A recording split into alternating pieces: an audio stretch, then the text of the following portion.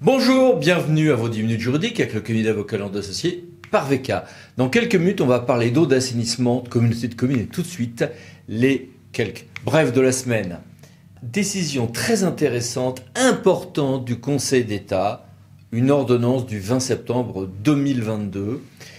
Le droit de chacun de vivre dans un environnement équilibré, respectueux de la santé est protégé, article 1er, par la Charte de l'environnement.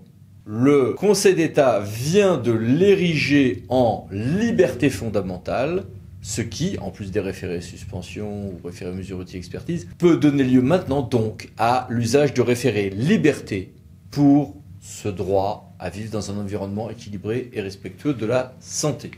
Environnement toujours.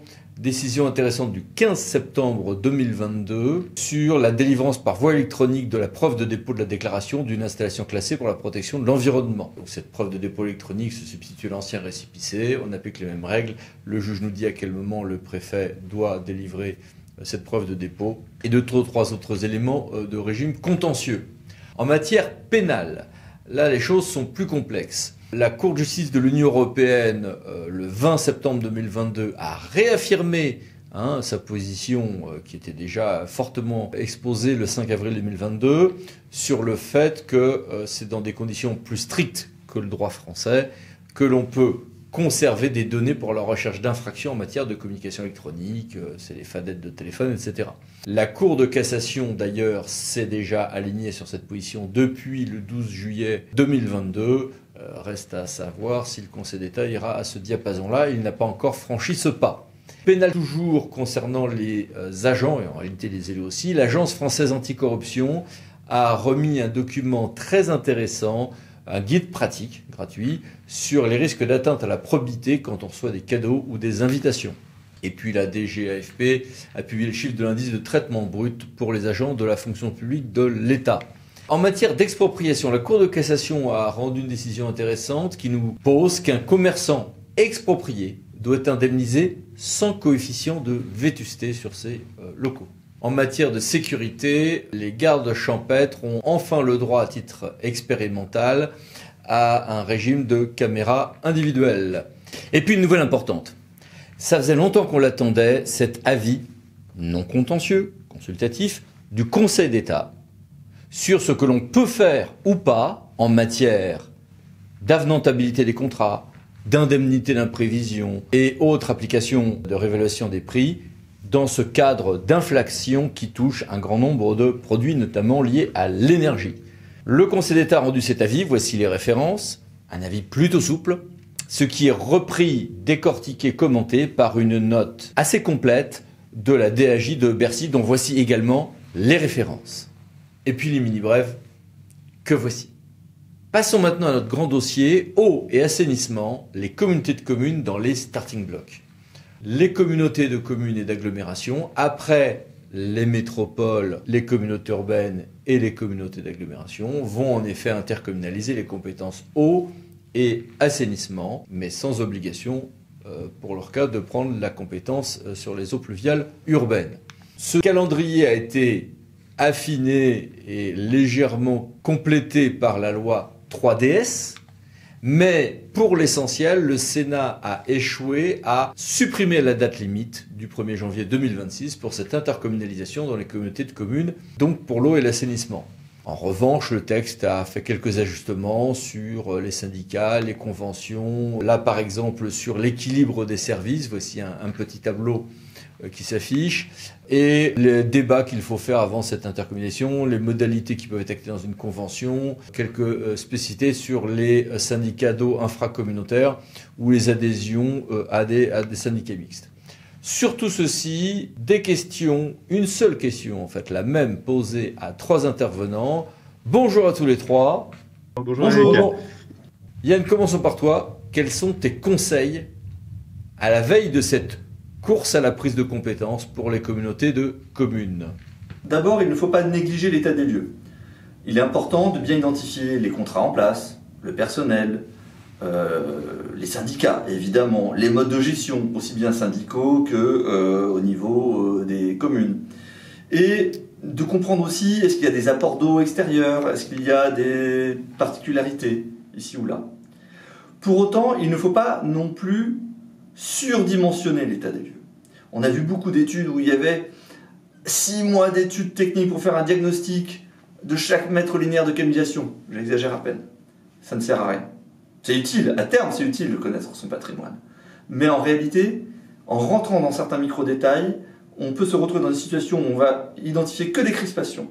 Parce que le grand classique après d'ailleurs, c'est du coup les élus qui se comparent entre eux en disant « Oui, mais toi, t'as pas investi, toi, t'as pas fait ceci, toi, t'as fait cela. Oui, mais moi, l'eau, elle est pas chère. Oui, mais en réalité, l'eau chez toi, elle est pas chère parce qu'en réalité, tu subventionnes par le budget général. » Ces éléments-là, on doit les connaître, mais il ne faut pas qu'ils deviennent le cœur de l'étude. L'étude consiste à avoir un état des lieux stratégique, c'est-à-dire juste ce qu'il faut comme information pour pouvoir engager une réflexion posée et déceler les opportunités. C'est quoi les échéances des contrats? Est-ce qu'à un moment donné, il y a une date pivot qui nous permet de pouvoir, de 10 contrats, partir sur un seul contrat unique? Est-ce qu'à un moment donné, on atteint une taille critique qui nous permet d'envisager un basculement de mode de gestion? Voilà, ça, ce sont les sujets intéressants. Et ça permet en plus aux élus de se projeter sur c'est quoi le niveau de service qu'on attend sur le territoire. Après, il est important aussi de se saisir d'autres opportunités qui sont les outils juridiques. Le législateur nous a apporté beaucoup d'outils qui sont intéressants. Les conventions, la possibilité de rationaliser les périmètres avec des fusions de syndicats, ou parfois même de sortir des syndicats. Mais on peut même aussi parfois maintenir des syndicats infra pour leur confier la gestion. Il est important de s'approprier tous ces outils-là pour pouvoir ensuite voir comment on joue avec. C'est-à-dire que l'idée, c'est d'ouvrir la boîte à outils, voir quels sont les mécanismes avec lesquels on peut jouer, et on voit ce qui peut marcher sur notre territoire. Un des pièges est d'essayer d'avoir une vision unique du territoire. Évidemment, il ne faut pas avoir une vision morcelée. Mais peut-être que la réalité du territoire suppose qu'on accepte un territoire syndical et un territoire où j'ai une gestion directe par la communauté. Ou peut-être qu'au contraire, ce serait tellement émietté qu'il faut plutôt s'appuyer sur des regroupements de syndicats ou des éventuelles sorties. Tout est possible. Il faut les évaluer les rapports de force qui permettent de voir la crédibilité aussi de tel ou tel scénario. De même, même si on doit aboutir vers un scénario de service homogène autant que possible, ce ne sont pas des tabous que de jouer sur les zonages tarifaires. Les textes en plus ont été renforcés là-dessus. Ce n'est pas un tabou non plus que d'essayer de dire là, j'ai un niveau de service comme ça sur tel secteur, là ici sur un secteur plus urbain, j'adapte un peu différemment le service, et ainsi de suite. Il est important aussi, dernier point, de bien travailler avec les services de l'État et les services partenaires. Notamment si demain vous avez recours à des conventions, il peut y avoir des différences d'approche, des sensibilités différentes en fonction des interlocuteurs. Il est important du coup de bâtir le scénario et de confronter la faisabilité par exemple d'une convention avec les services de l'État. Mais il est aussi important là aussi de déceler les opportunités avec les partenaires comme l'agence de l'eau. Il est inutile d'aller sur un conventionnement par exemple avec une commune pour lui rendre la gestion d'un service si en réalité on a des problèmes de qualité d'eau, si en réalité on n'aura plus de subventions parce qu'en fait on veut désormais des portages à une échelle supra, donc à l'échelle communautaire. Dans ces cas, il faut adapter notre projet. Et David Nicolas, quels sont tes conseils? La première chose qui me vient à l'esprit, c'est l'anticipation. On est face à des services sensibles, l'eau et l'assainissement, puis surtout, on est face à un transfert dont il faut bien reconnaître que dans beaucoup de territoires, il va se dérouler dans un contexte très tendu.